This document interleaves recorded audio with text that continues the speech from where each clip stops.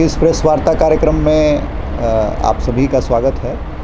और पुलिस मुख्यालय की तरफ से प्रभागों की ओर से प्रेस को प्रभाग के क्रियाकलापों के बारे में जानकारी देने का निर्देश प्राप्त हुआ है। उसी क्रम में आज कल्याण अपील और बजट प्रभाग की तरफ से आप सभी लोगों से मैं मुखातिब हूँ। आप सभी लोगों को मैं कुछ चीज़ें बताना चाहता हूँ। 21 तारीख से बिहार विधानसभा का मानसून सत्र, जो इस विधानसभा का अंतिम सत्र होगा, वो प्रस्तावित है और उसकी कोऑर्डिनेशन के लिए पुलिस मुख्यालय की तरफ से कल्याण प्रभाग कार्य करता है। 16 तारीख को माननीय अध्यक्ष बिहार विधानसभा की अध्यक्षता में बैठक हुई और उस बैठक में विभिन्न बिंदुओं पर विमर्श हुआ। पुलिस महानिदेशक और मुख्य सचिव भी उपस्थित थे और पुलिस मुख्यालय की ओर से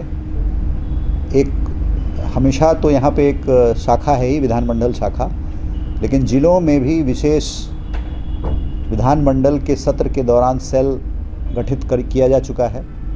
इसलिए किया गया है कि विधानमंडल में जिस प्रकार के प्रश्न उठें, ध्यानाकर्षण हो, उन सभी का त्वरित गति से उत्तर सामग्री विधानसभा के पटल पर माननीय मंत्री के माध्यम से पहुंचाया जा सके। तो वो पूरी तैयारी की जा चुकी है। साथ में ही विधानसभा के दौरान विधानसभा परिसर और उसके बाहर, अंदर प्रांगण में और उसके बाहर जो सुरक्षा की व्यवस्थाएं हैं, वो भी पुलिस मुख्यालय के कोऑर्डिनेशन से वो सारी मुकम्मल की जा चुकी है। और हम सभी लोग उम्मीद करते हैं कि बिहार विधानसभा का मानसून सत्र अच्छे से संपन्न होगा, संपादित होगा और विधानमंडल के अंदर जो भी प्रश्न उनके पटल पर माननीय सदस्यों के होंगे, विधानमंडल में जो भी चर्चाएं होंगी, उनका पुलिस मुख्यालय की ओर से ससमय उत्तर और ससमय जवाब भेज दिया जाएगा। ये माननीय अध्यक्ष जी ने भी हर्ष व्यक्त किया था कि पिछले सत्रों में हम लोग 100% प्रश्नों के उत्तर दे सके समय पर। तो उसी परिपाटी को जारी रखते हुए इस बार भी हम लोग कृत संकल्पित हैं कि हम लोग 100% उत्तर उपलब्ध करा दें। तो ये बिहार विधानसभा से संबंधित बात है। कल्याण से संबंधित बात यह है कि पिछली बार हम लोगों ने कुछ आंकड़े आपको दिए थे। जो हम लोग प्राइवेट फंड्स चलाते हैं उसमें पुलिस कर्मियों के कल्याण से संबंधित जो स्वीकृति होती है पुलिस महानिदेशक की ओर से, उनके आंकड़े दिए गए थे। मैं फिर उन आंकड़ों को आपके पास देता हूं और उसके बाद जो हम लोगों ने प्रगति की है वो मैं बताता हूं।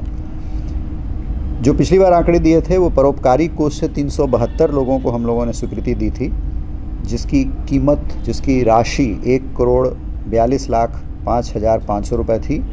शिक्षा कोष में 509 लोगों को हम लोगों ने स्वीकृति दी थी, 97,11,000। पुलिस सहायक कल्याण कोष से 106 लोगों को स्वीकृति दी थी, जिसकी स्वीकृति राशि थी 35,68,000। अनुकंपा से नियुक्ति के मामले 44 हुए थे और उसके बाद चिकित्सा प्रतिपूर्ति भी 998 की गई थी। पिछले कई वर्षों से चिकित्सा प्रतिपूर्ति की राशि लंबित थी। हम लोगों ने अभियान चला करके उसको अप टू डेट कर लिया है और अब जितनी भी प्रतिपूर्ति की राशि आती है उसकी नियमानुसार जो वेटिंग होती है विभिन्न मेडिकल कॉलेजेस के कमेटी के द्वारा, उसको कराकर हम लोग तुरंत जो हमारे सिपाहीगण हैं, हमारे जो कार्मिक हैं पुलिस के, उनके अकाउंट्स में डाल दिया जाता है स्वीकृति के पश्चात। तो ये अप टू डेट हो गया, अब कोई पेंडिंग हम लोगों के पास नहीं है। जो पिछली प्रेस वार्ता हुई थी उसके बाद से हम लोगों ने 203 चिकित्सा प्रतिपूर्ति की राशि स्वीकृत करी है, जिसकी कुल स्वीकृत राशि है 1,34,51,109 रुपये। इस प्रकार कल्याण में सबसे महत्वपूर्ण होता है कि जो हमारे कार्मिक बीमार पड़ते हैं और नियम के अनुसार उनको और उनके आश्रितों को जो चिकित्सा की देयता होती है उसकी प्रतिपूर्ति हम लोग ससमय कर सकें। ये एक बहुत बड़ा सहायता है।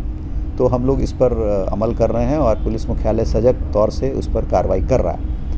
एक चर्चा हम लोग की और भी है जिस पर अभी विमर्श किया जा रहा है कि हम लोग अपने सभी पुलिस कार्मिकों का एक बीमा करवाएं। जिस तरह से हम लोगों का मेडिक्लेम पॉलिसी होता है उस तरह की पॉलिसी करवाएं एक मुश्त, क्योंकि हमारे पास कल्याण कोष में राशि उपलब्ध है। केंद्रीय समिति में इस प्रस्ताव को लाया जाएगा अगली केंद्रीय समिति में और उस पर सकारात्मक निर्णय ये लिया जाएगा कि हमारे जितने भी कार्मिक हैं और उनके आश्रित हैं नियम, सरकारी नियम के अनुसार, वो उस मेडिक्लेम पॉलिसी के अंतर्गत कवर हो सकें। तो इस पर विस्तृत रूप से प्रारंभिक चर्चा हुई है और केंद्रीय कार्यकारिणी की बैठक में इस प्रस्ताव को लाया जाएगा और उसके उपरांत फिर हम लोग प्रेस को बताएंगे। तीसरा जो एक हम लोग बहुत महत्वपूर्ण काम कर रहे हैं कि हमारे बच्चों, जो हमारे कार्मिक हैं, उनके बच्चों की शिक्षा के लिए व्यवस्था हो। जिस तरह से प्राइवेट स्कूल्स में हमारे कार्मिक के बच्चे पढ़ते हैं, पूर्व में श्री कृष्ण विद्यालय करके बिहार पुलिस का अपना विद्यालय हुआ करता था, जो अब झारखंड में चला गया। झारखंड बंटवारे के बाद कोई ऐसा पुलिस का विद्यालय बिहार के अंदर नहीं है, तो उसमें भी हम लोग ये चर्चा कर रहे हैं और एक प्रकार से उच्च स्तर पे सैद्धांतिक सहमति भी है कि हम वैसा स्कूल बनाएं जो एक state of the art school हो, आवासीय हो और अच्छी शिक्षा वहाँ पे हमारे गुणवत्तापूर्ण शिक्षा हमारे कार्मिकों को मिल सके। तो वो भी प्रस्ताव हम लोग के पास विचाराधीन है और बहुत जल्द हम लोग उस पर भी कार्रवाई करेंगे।